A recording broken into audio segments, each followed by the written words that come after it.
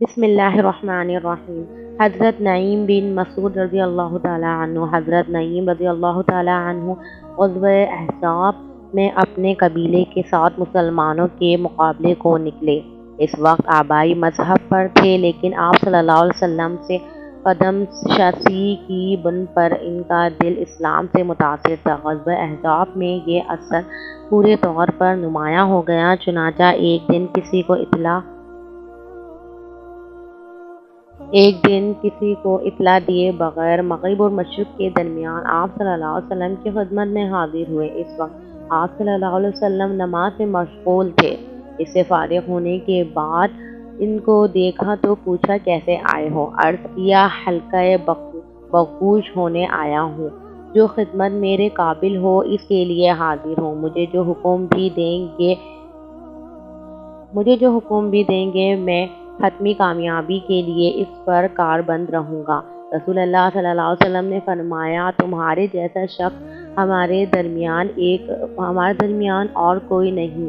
اگر تم دشمن کے لشکر کے درمیان پھوٹ ڈال سکتے ہو تو ڈال لو، کیونکہ جنگ پوشیدہ تدبیر کا مجموع ہے۔ گو عرب کے ٹڈی دل قابل کا منتشر کرنا آسان نہ تھا، اس لیے نعمان نے ان میں پھوٹ ڈال دی۔ پہلے بنو قریظہ کے پاس گئے اور کہا، قریش اور عفان کا کوئی اعتبار نہیں، اور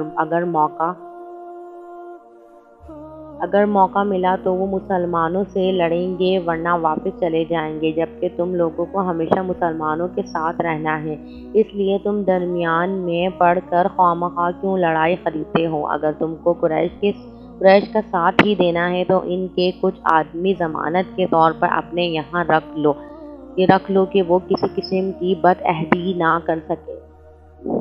ان لوگوں نے یہ مشورہ قبول کیا۔ اس کے بعد ابو سفیان کے پاس گئے اور کہا، ایک گروہ قریش، یہ بات تمہارے اوپر منفی نہیں کہ مجھے تم سے کتنی گہری محبت ہے اور محمد صلی اللہ علیہ وسلم کے ساتھ کیسی سخت عداوت ہے۔ مجھے ایک بڑی اہم بات معلوم ہوئی ہے اور تمہاری خیر خواہی کا تقاضا سمجھ کر میں یہ بات تمہارے گوش گزار کر دینا ضروری سمجھتا ہوں۔ بہتر یہ ہے کہ تم اس بات کو رات میں رکھو، کسی کے سامنے ظاہر نہ کرو۔ جب قریش نے رازداری کا وعدہ کر لیا تو انہوں نے کہا، قریظہ مسلمانوں کے ساتھ کشیدگی پر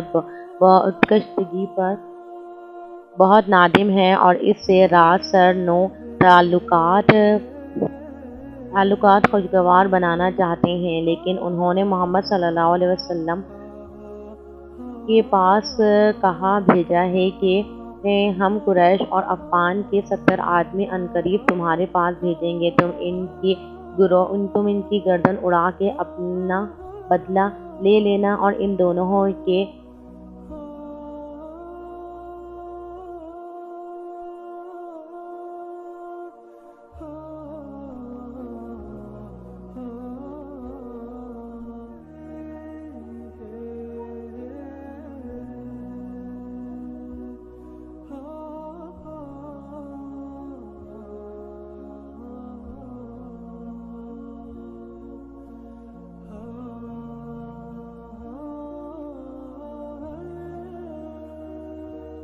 اس کے بعد بنو قریظہ نے ابو سفیان کے پاس آدمی بھیجا کہ ہم کو خطرہ ہے کہ تم لوگ ہم کو چھوڑ کر محمد صلی اللہ علیہ وسلم کا ساتھ دو گے، اس لیے ہم اس وقت محمد صلی اللہ علیہ وسلم سے لڑنے میں تمہارا ساتھ نہیں دے سکتے جب تک ہمارے اطمینان کے لیے 70 آدمی ضمانت کے طور پر ہمارے یہاں نہ بھیج دو۔ ابو سفیان نے کہا، نعمان کا کہنا سچ تھا۔ اس کے بعد عفان کے پاس بھی یہی پیام بھیجا، لیکن سب نے آدمی دینے سے انکار کر دیا اور کہا، ہم آدمی تو نہیں دے سکتے، اگر تم کو یقین نہیں ہے تو ہم سے الگ ہو کر تم خود مسلمانوں سے مقابلہ کرو۔ یہودیوں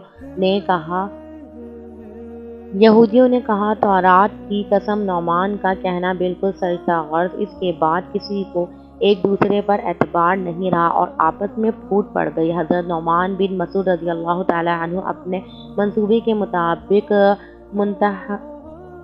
متحدہ جماعتوں کی صفوں کو پرگندہ کرنے اور ان کے درمیان پھوٹ ڈالنے میں پوری طرح کامیاب ہو گئے۔ ادھر خدا تعالیٰ نے قریش اور ان کے حلیفوں کے اوپر تیر اور سرکش آندھی کی جھڑ بھی بھیج دی، جن کے راس میں آ کر ان کے خیمے اکھڑ گئے، دیگیں الٹ گئیں اور چولہے بجھ گئے۔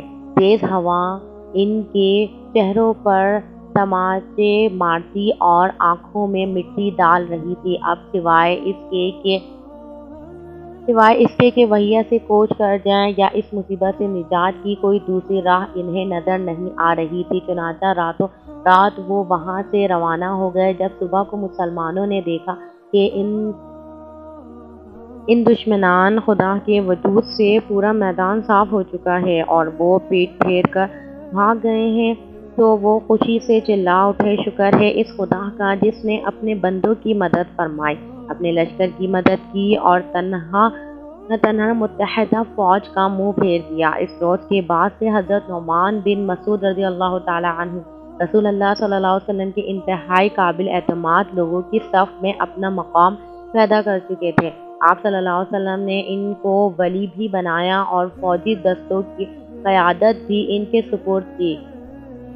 فتح مکہ کے موقع پر ابو سفیان لشکر مہاجرین کے مختلف دستوں کو یکے بعد دیگرے اپنے سامنے سے گزرتے ہوئے دیکھ رہا تھا۔ جب اس نے قبیلہ عفان کے عالم بردار کو دیکھا تو اپنے ساتھیوں سے دریافت کیا، یہ کون ہے؟